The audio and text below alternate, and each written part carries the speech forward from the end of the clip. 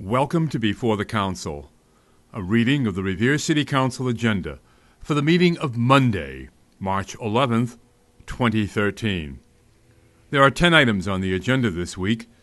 Coverage begins at 5 p.m. with the Public Works Committee meeting, chaired by Councilor John Powers. Also on that committee are Councilors Arthur Guanasso, Charles Patch, Richard Penta, and Stephen Reardon. They have 3 items on their agenda. First, pursuant to Council Order 13-028, pursuant to Massachusetts General Laws, Chapter 166, Section 22, this is involving a petition from Crown Castle NG East Incorporated for a permit to install conduit and fiber locations to existing utility and streetlight poles on Franklin and Walnut Avenues. 2, pursuant to Council Order 13-055, this is a motion presented by Councilor Correggio that the Mayor requests the Department of Public Works Superintendent to appear before the Public Works Committee to examine the guidelines used for hiring plow drivers to include, but not limited to, truck size, equipment, and operator capability. I have received many complaints about undersized trucks plowing during the previous blizzard and complaints about damage to parked vehicles. Further, that flags or signage be used on the City of Revere trucks for identifying purposes.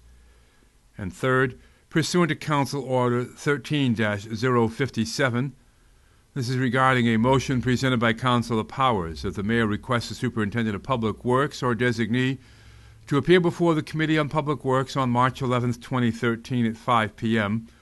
to advise said committee as to what caused the malfunction of the tide gate that services the Eastern County Ditch. Further, that the City Council be advised as to what steps need to be taken to prevent any further occurrences or failure of the tide gate in question. Also, that the City Council be advised as to what steps need to be taken to correct the problems in the area of 611 to 660 Revere Beach Boulevard to prevent raw sewage from backing up into homes in that area. Then at 5:45 p.m., it's the Appointments Committee meeting, chaired by Councilor Arthur Guanasso, with members Councilors John Correggio, Charles Patch, Richard Penta, and Stephen Reardon. There are several items on their agenda. First, pursuant to Council Order 13-048, this is the reappointment of Ms. Lauren Davila as a constable for the City of Revere. 2, pursuant to Council Order 13-052, the appointment of Mr. Anthony Del Vecchio as a member of the Planning Board. 3, pursuant to Council Order 13-059, these are appointments to various boards and commissions. First, for reappointment to the Board of Assessors for a new 3-year term expiring on February 1st, 2016, Mr. John Varengia. Second, for reappointment to the Conservation Commission for a new 3-year term expiring on October 30th, 2015, Mr. Daniel Bluestein. Third, for reappointment to the Health Board for a new 3-year term expiring in February 2016, Dr. Eric Weil. For reappointment to the Historical Commission for new 3-year terms expiring on July 1st, 2015, Mr. Justin Capodilupo and Mr. Jeff Perlman. Fifth, for reappointment to the Parks and Recreation Commission, terms concurrent with the Mayor, Ms. D. Sordillo, Mr. Paul Argenzio, Ms. Patty Braid, Mr. Joseph Seidlinger, and Mr. Jason Fry.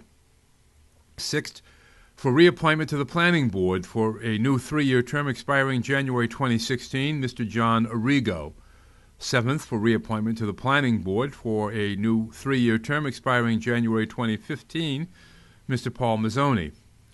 8th, for reappointment to the Revere Cultural Council for new 3-year terms expiring on March 1st, 2016, Ms. Rose Napolitano, Ms. Annette Bornstein, Ms. Assunta Esposito, Ms. Diane Leclerc, Ms. Bibi Wunderlich, and Mr. Thomas Haney.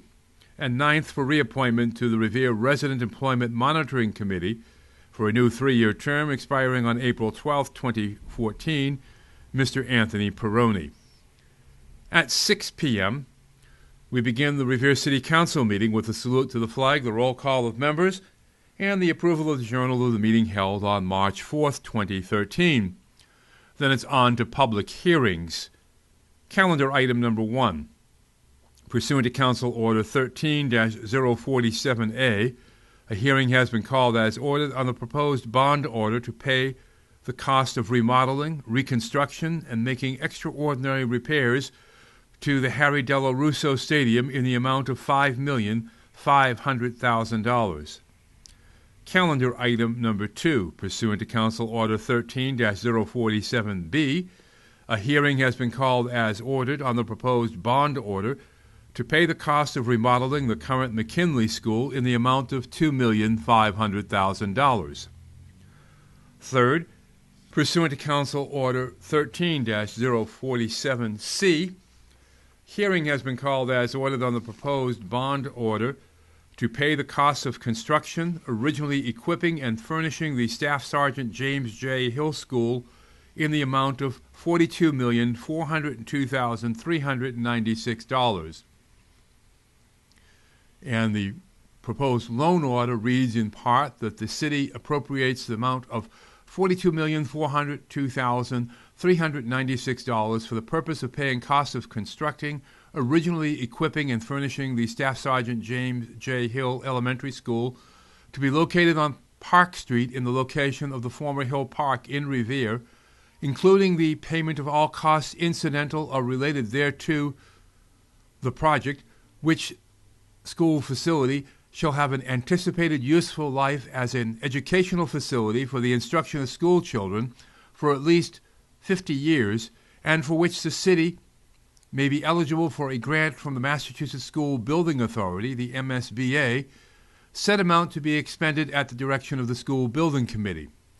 To meet this appropriation, the city treasurer, with approval of the mayor, is hereby authorized to borrow the sum of $42,402,396 under and pursuant to Chapter 44, Section 7, Clause 3 of the General Laws as amended and supplemented, or any other enabling authority, and to issue bonds or notes of the city therefore. The city acknowledges that the MSBA's grant program is a non-entitlement discretionary program based on need as determined by the MSBA, and any project cost the city incurs in excess of any grant approved by and received from the MSBA on account of the project shall not exceed the lesser of 80% of eligible approved project costs as determined by the MSBA, or the total maximum grant amount determined by the MSBA, and the amount of the borrowing authorized pursuant to this vote shall be reduced by any grant amount set forth in the project funding agreement relating to the project that may be executed between the city and the MSBA. Calendar item number 4, pursuant to Council Order 13-047D, a hearing has been called as ordered on the proposed bond order authorizing the acquisition of certain parcels of land required to construct the Staff Sergeant James J. Hill School and acquire land to be converted into parkland in the amount of $3 million. The proposed loan order reads in part, Section 1. The mayor is authorized to acquire on behalf of the city by purchase, eminent domain, or otherwise for municipal purposes the parcels of land described as follows: 17 Fernwood Place, Assessors Map 24, Block 389, Lot 16. 9-11 Fernwood Place, Assessors Map 24, Block 389, Lot 15. 40 Fernwood Avenue, Unit Number 40, Assessors Map Number 24, Block 389, Lot 14-40. 42 Fernwood Avenue, Unit Number 42, Assessors Map 24, Block 389, Lot 14-42. 40 Foster Street, Assessors Map 21, Block 358, Lot 22. Section 2. The mayor is authorized to acquire on behalf of the city by purchase, eminent domain, or otherwise for conservation and recreation purposes the parcels of land described as followed: street address, St. Mary's Way, 1-0 Wallace Street, Brookdale and Wallace Street. Section 3. The sum of $3 million is appropriated to pay all costs associated with the acquisition of the parcels of land described in Sections 1 and 2 above, and that to meet this appropriation, the Treasurer, with the approval of the Mayor, is authorized to borrow said amount under and pursuant to Chapter 44, Section 7, Clause 3 of the General Laws, or pursuant to any other enabling authority, and to issue bonds or notes of the city therefore. Section 4, that the Treasurer is authorized to file an application with the appropriate officials of the Commonwealth of Massachusetts to qualify under Chapter 44A of the General Laws any and all bonds of the city authorized by this order, and to provide such information and execute such documents as such officials of the Commonwealth may require in connection therewith. Calendar item number 5. Pursuant to Council Order 13-047E, a hearing has been called as ordered on the proposed bond order to pay the cost of park improvements at the former St. Mary's Ball Field site once acquired in the amount of $2,100,000. Calendar item number 6. Pursuant to Council Order 13-047F, hearing has been called as ordered on the proposed order for the transfer of Hill Park land to the Revere School Department for the Staff Sergeant James J. Hill School Project. Calendar item number 7, the Public Works Committee Report. Calendar item number 8, the Appointments Committee Report. Calendar item number 9, communication from the Site Plan Review Committee relative to findings and recommendations for the special permit application of number 85 Broadway, dated March 5, 2013. Please be advised that the Site Plan Review Committee has reviewed the above-referenced site plan for a special permit to expand a non-conforming structure at number 85 Broadway for the purpose of constructing a second-floor addition and to change the use of the existing non-conforming structure to an after-school program facility. The following findings and recommendations have been made with respect to this site plan. 1. A payment in lieu of taxes agreement must be executed with the City Assessor's Office and City Treasurer's Office and approved by the City Council. 2. A traffic management plan must be approved by the Traffic Commission for the safe and efficient operation of drop-off and pick-up of students at the facility.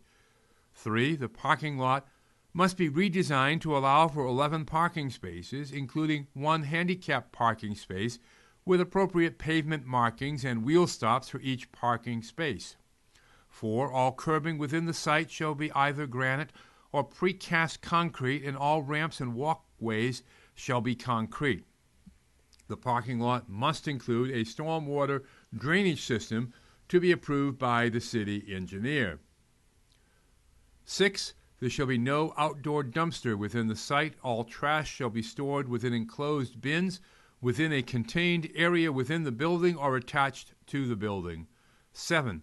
A landscaping plan must be approved by the Site Plan Review Committee, which includes a 3-foot landscape strip along the northerly property line and a minimum 6-foot landscape buffer area along the easterly property line between the parking lot and abutting residential property. Also, a 3-foot landscape buffer strip shall be maintained along the southerly property line. All evergreen plantings shall be a minimum of 6 foot in height, and all trees planted within the site shall be a minimum of 2.5-inch caliper. 8. A 6-foot-high stockade cedar or PVC vinyl fence shall be constructed along the easterly property line abutting the adjacent residential property, and a 5-foot-high fence shall be constructed along the southerly property line around the outdoor play area. 9. All site lighting shall include box lighting with deflectors, so not to provide glare onto abutting residential properties. 10. All rooftop mechanical units shall include noise baffles and screens and shall be located the furthest point from abutting residential properties. 11. The fire department shall review and approve all plans prior to the issuance of a building permit. 12. A sewer and water connection permit must be obtained from the Department of Public Works. An additional water service line separate from the domestic service shall be installed for the proposed sprinkler system. Also, the integrity of the existing sewer service shall be inspected and televised for adequacy and replaced if found damaged or cracked with a new 6-inch PVC sewer. 13. An environmental hazardous material assessment shall be performed on the building and filed with the Board of Health prior to the issuance of a building permit. And 14. A final as-built plan and landscaping plan must be filed with the building inspector and the city engineer prior to the issuance of an occupancy permit. The final as-built plan shall show the location of all utilities within the site, including water, sewer, and drainage. And finally, calendar item number 10, pursuant to Council Order 12-308, this is a communication from the mayor requesting to appear before the City Council on April 8th to discuss school surveillance systems. And this has been before the Council. A reading of the Revere City Council agenda for the meeting of Monday, March 11th, 2013. I'm Rick Promise, and I'll see you at the Council.